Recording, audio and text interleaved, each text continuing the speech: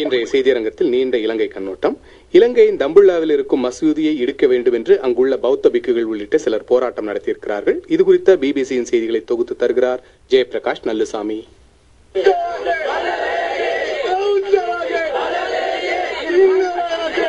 இலங்கையின் மத்திய மாகாணத்தில் தம்புள்ளை நகரத்தில் பௌத்த கொடிகளை ஏந்தியவாறு போராட்டத்தில் ஈடுபட்ட 1000க்கும் மேற்பட்டவர்கள் அங்கிருக்கின்ற பள்ளிவாசல் ஒன்றை அகற்ற வேண்டும் என்று கோஷமிட்டார்கள். முன்னதாக இன்று அதிகாலை 3:30 மணியளவில் அந்த பகுதியில் பெட்ரோல் குண்டொன்றை போன்ற ஒன்று வீழ்ந்து வெடித்திருக்கிறது. அதில் எவ்வித பாதிப்புகளும் ஏற்படவில்லை. இருந்தாலும் பாதுகாப்பு குறித்த அச்சுறுத்தலுக்கு மத்தியில் இன்று வெள்ளிக்கிழமை தொழுகையை நடத்துவதற்கு போலீஸ் தரப்பிலிருந்து பாதுகாப்பு உத்தரவாதம் வழங்கப்பட்டிருந்ததாக பள்ளிவாசல் நிர்வாகி ஒருவர் பிபிசியிடம் கூறினார். இதன்படி தாங்களும் தொழுகையில் ஈடுபட தயாராகி இருந்த போது சுமார் 50 பிக்குகள் அடங்கலாக 500க்கும் அதிகமானவர்கள் அங்கு வந்து கலகத்தில் ஈடுபட்டதாகவும் பள்ளிவாசலை இடிக்க வேண்டும் என்று கோஷம் போட்டதாகவும் தெரிய வருகிறது. வந்தவர்கள் கற்களை வீசி எறிந்ததாகவும் பள்ளிவாசல் தரப்பினர் கூறுகின்றனர். அந்த இடத்துக்கு அருகில் ஊடகவியலாளர்கள் எவரும் சென்று படம் பிடிக்க அனுமதிக்கப்படவில்லை. இது எங்கள் சிங்கள நாடு, எங்கள் நாடு பௌத்த நாடு, அதனை காப்பாற்றுங்கள் என்று ஆர்ப்பாட்டக்காரர்கள் கோஷமிட்டிருக்கிறார்கள். பௌத்த பூமியை பாதுகாப்பதற்காக உயிரை கொடுக்கவும் தயார் என்று ஆர்ப்பாட்டத்தில் ஈடுபட்டவர்கள் கூறினார்கள். இதனையடுத்து தங்களுக்கு பாதுகாப்பு உத்தரவாதம் அளிக்க முடியாது என்ற பட்சத்தில் தம்மை அங்கிருந்து காவல்துறையினர் அப்புறப்படுத்தியதாக பள்ளிவாசல் நிர்வாகிகள் கூறுகின்றனர். இதனையடுத்து இன்று வெள்ளிக்கிழமை ஜும்மா தொழுகை ரத்து செய்யப்பட்டது. போராட்டத்தில் ஈடுபட்டிருந்த பலர் மற்ற பகுதிகளில் இருந்து பஸ்களில் கொண்டு வந்து இறக்கப்பட்டதாகவும் பள்ளிவாசல் தரப்பினர் கூறுகின்றனர்.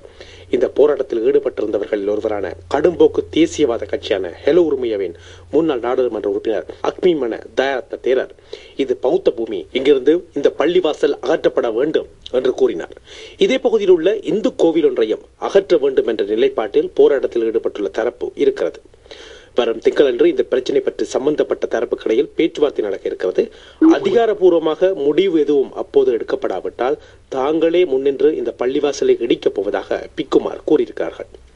இலங்கையில் 3வது பெரிய சமூகமாக முஸ்லிம்கள் உள்ளனர். அரசாங்கம் விடுதலை புலிகளுக்கு எதிரான போரை முன்னெடுத்த போது அரசாங்கத்துக்கு ஆதரவான நிலைப்பாட்டையே பெரும்பாலான முஸ்லிம்கள் எடுத்திருந்தமை குறிப்பிடத்தக்கது. ஆனால் அண்மை காலமாக அங்கு முஸ்லிம்களுக்கு எதிரான பிரச்சாரங்களை சில கடும்போக்கு பௌத்தர்கள் முன்னெடுத்து வருகின்றனர். இந்த தம்புள்ளை பள்ளிவாசல் 12 ஆண்டுகளாகவே அங்கு இருப்பதாக பௌத்தர்கள் தரப்பு கூறுகிறது. ஆனால் 3 தசாப்தங்களுக்கு மேலாக அதில்தான் நாங்கள் தொழுது வருகின்றோம் என்று பிபிசிக்கு பேசிய முஸ்லிம்கள் பலர் கூறினார்கள். போராட்டத்தை முன்னின்று நடத்திய දඹුල්ලේ රංගිරි බෞද්ධ විහාරයෙන් தலைமை தேரர் ඉනාමලවේ සුමංගල தேரர் මේ මුස්ලිම් අය වෙළඳ ව්‍යාපාර පවත්වන කාලයක් තිස්සේ යනවා මේ දඹුල්ල නගරේ. අපිවට විරුද්ධෝනේ නෑ. අපි ಜಾති ભેදයක් අපේ නෑ. හැබැයි කපුටන්ට ඔළුවඩින් ඉගිලි යන්න පුළුවන්. හැබැයි ඔළුවඩ කූඩු හදන්න නම් දෙන්න බෑ. தம்புள்ளையில் இந்த பகுதி அறிவிக்கப்பட்ட பூஜா பூமி, அதாவது புனித பூமி. 1982 இந்த குறித்த பகுதி வணக்கஸ்தல பிரதேசம் என்று திட்ட வரைபடத்திலேயே அரசாங்கத்தால் உள்ளடக்கப்பட்டிருக்கிறது. முன்னர் இருக்காத முஸ்லிம் பள்ளிவாசலை இங்கு கட்டி எழுப்ப முயற்சிக்கிறார்கள். மற்ற பக்கத்தில் இந்து கோவில் ஒன்றையும் கட்டப்போகிறார்கள். இவற்றை பார்த்து கொண்டு பௌத்தர்கள் பொறுமையாக இருக்க மாட்டார்களே. நீண்ட காலமாக இந்த நகரில் முஸ்லிம்கள் வர்த்தகத்தில் ஈடுபட்டிருக்கிறார்கள். இன ரீதியான வேறுபாடுகள் எங்களிடம் இல்லை. ஆனால் காகங்கள் தலைக்கு மேலாக பறந்து போக முடியும், ஆனால் தலையில் கூடு கட்ட இடம் கொடுக்க முடியாது என்றார் இனாமலுவி சுமங்கல தேரர். இவ்வாறான புனித பிரதேசம் என்ற காரணத்தை காட்டியே அனுராதபுரத்திலும் சில மாதங்களுக்கு முன்னர் முஸ்லிம் தர்கா ஒன்று பௌத்த பிக்குகள் தலைமையிலான குழு ஒன்றால் தகர்க்கப்பட்டது. இதேவேளை அரசாங்கத்தில் இருக்கின்ற அமைச்சர் ஒருவரான ஜனக பண்டார தென்னகோன் பௌத்த பிக்குகள் தவறான கருத்துக்களை முன்வைத்து மக்களை தூண்டி விடுவதாக குற்றஞ்சாட்டி இருக்கின்றவை இங்கு குறிப்பிடத்தக்கது. செய்திகளை தொகுத்து தந்தவர் ஜெயபிரகாஷ் நல்லுசாமி. இந்த சம்பவத்தில் என்ன நடந்தது என்று சர்ச்சையில் சிக்கியிருக்கும் தம்புள்ளா மசூதியின் தலைவர் HA அகமது லெப்பை அவர்களை தொடர்பு கொண்டு கேட்டார் பூபாலரட்னம் சீவகன்.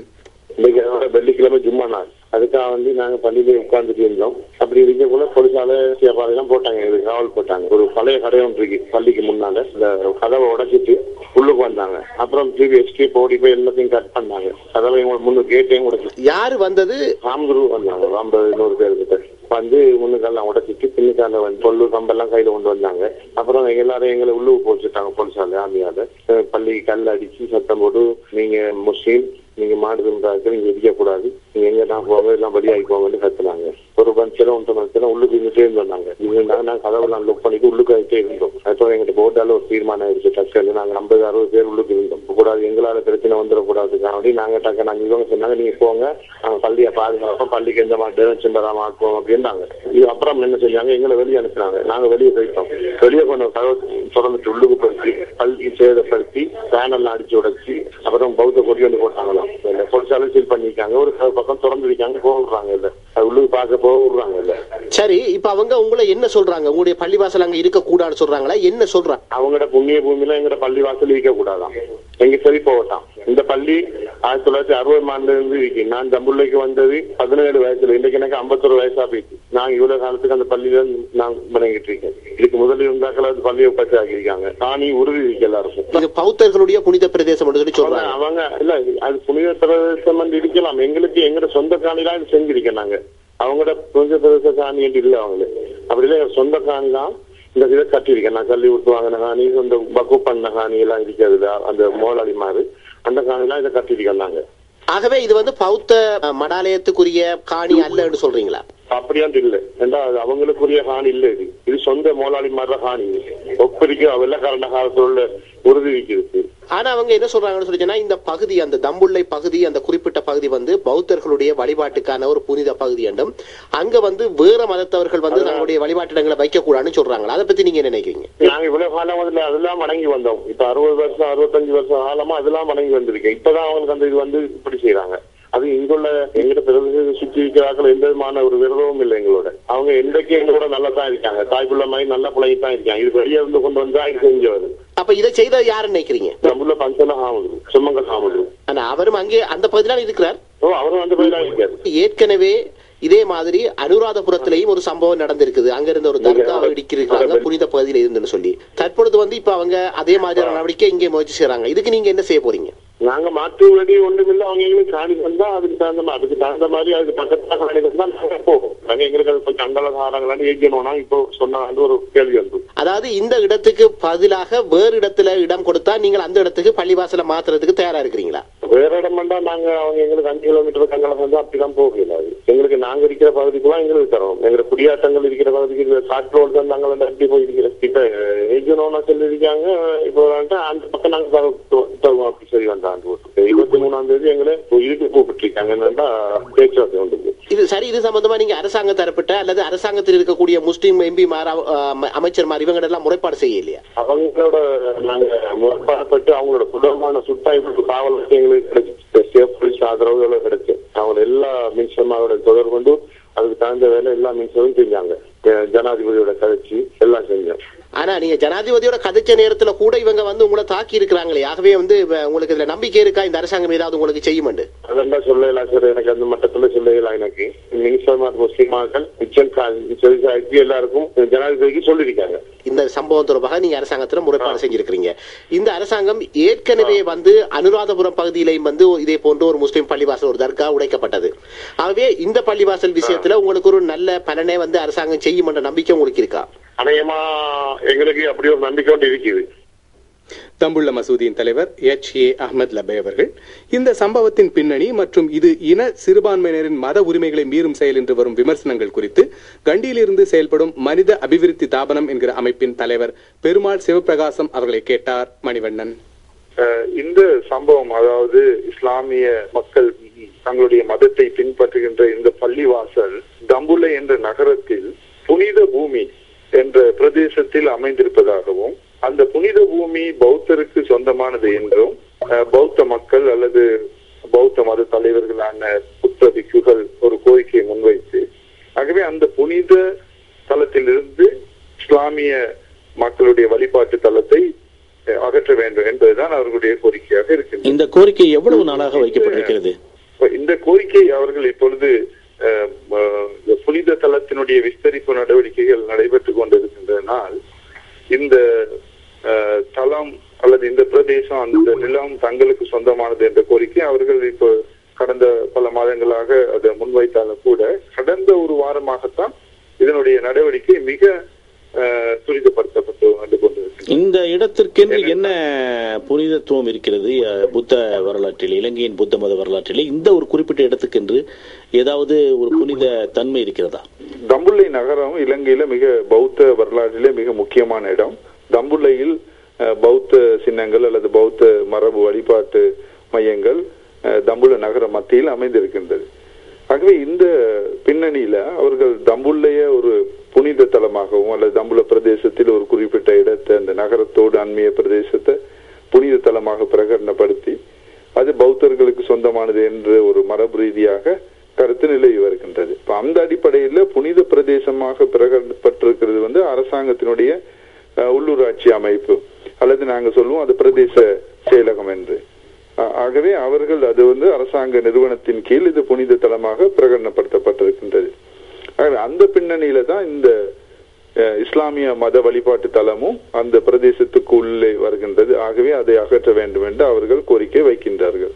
ஆனா மறுபக்கமாக இந்த இஸ்லாமிய பள்ளிவாசல் 1960களில் அல்லது குறிப்பா சொல்றது என்றால் 1963களில் உருவாக்கப்பட்டதாக முஸ்லிம் மக்கள் கருத்து தெரிவிக்கின்றனர். அதற்கான ஆதாரங்களும் அவர்கள்ட்ட இருக்கின்றது. அதே நேரம் அந்த இஸ்லாமிய மதஸ்தலத்தை அவர்கள் பதிவும் செய்திருக்கின்றார்கள் மத அமைப்புகளுக்கு கீழே. அப்ப இந்த பின்னணியில முஸ்லிம் மக்கள் அவர்களுக்கான அந்த வழிபாட்டுக்கான உரிமையை அவர்கள் கேட்டு நிற்கிறாங்க. சரி, இந்த மாதிரியான சம்பவங்கள் நடப்பது இது இலங்கையில 2வது முறை என்று நினைக்கிறேன். கடந்த வருடம் அனுராதபுரத்தில் இதே மாதிரி ஒரு தர்கா இடிப்பு சம்பவம் நடந்தது. நிச்சயமாக இதுல வந்து ஒரு பேட்டர்ன், அதாவது ஒரு இந்த மாதிரியான சம்பவங்கள் நடப்பதிலே ஒரு திட்டமிட்ட போக்கு இருப்பதாக நீங்கள் கருதுகிறீர்களா?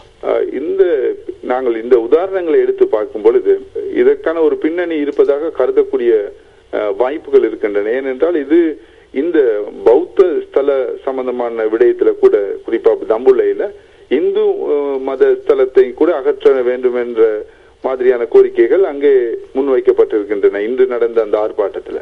ஆகவே இது ஒரு வகையான ஒரு இனவாத போக்கு அல்லது இனவாதத்தை தூண்டக்கூடிய சக்திகள் இதுல பின்புலத்தில் இருக்கிறார்களா என்று மக்கள் சிந்திக்கக்கூடிய ஒரு தோற்றப்பாடு காணப்படுகின்றது. இந்த மாதிரியான சம்பவங்களில் அரசாங்கத்தின் நிலைப்பாடு என்பது எப்படி இருப்பதாக நீங்கள் கருதுகிறீர்கள்? உதாரணமாக இன்றைய நிகழ்ச்சியை நாங்கள் எடுத்து பார்த்தால் இன்று எங்களுடைய முஸ்லிம் நண்பர்களுடைய கருத்துப்படி இன்று நடந்த அந்த ஆர்ப்பாட்டத்தில், அதாவது இன்று வெள்ளிக்கிழமை முஸ்லிம் நண்பர்கள் பள்ளிவாசலுக்கு சென்று தொழுகையை மேற்கொள்கின்ற சந்தர்ப்பத்திலே பள்ளிவாசலுக்கு வெளியில பல பௌத்த சகோதரர்கள் அல்லது பௌத்த மத தலைவர்கள் உட்பட பலர் மாபெரும் ஆர்ப்பாட்டத்தில் ஈடுபட்டு கடைசியாக பள்ளிவாசல் உள்ளே அவர்கள் சென்றும் இருக்கின்றார்கள்.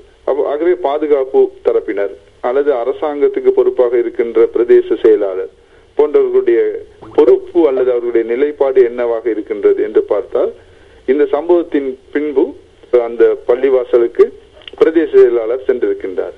ஆகவே பிரதேச செயலாளரும் இந்த பள்ளிவாசல் அமைந்திருக்கின்ற இடம் புனித பூமிக்கு சொந்தமானது, இதை திங்கட்கிழமை வருகின்ற 23ஆம் தேதி அளவுல கையளிக்க வேண்டும் என்று கேட்டிருக்கிறார் அரசாங்கத்துக்கு. ஆகவே எங்களுக்கு இதுல இருந்து தெளிவா தெரியுது அங்க நிறுவனங்களுடைய நிலைப்பாடு எப்படி இருக்கின்றது என்று.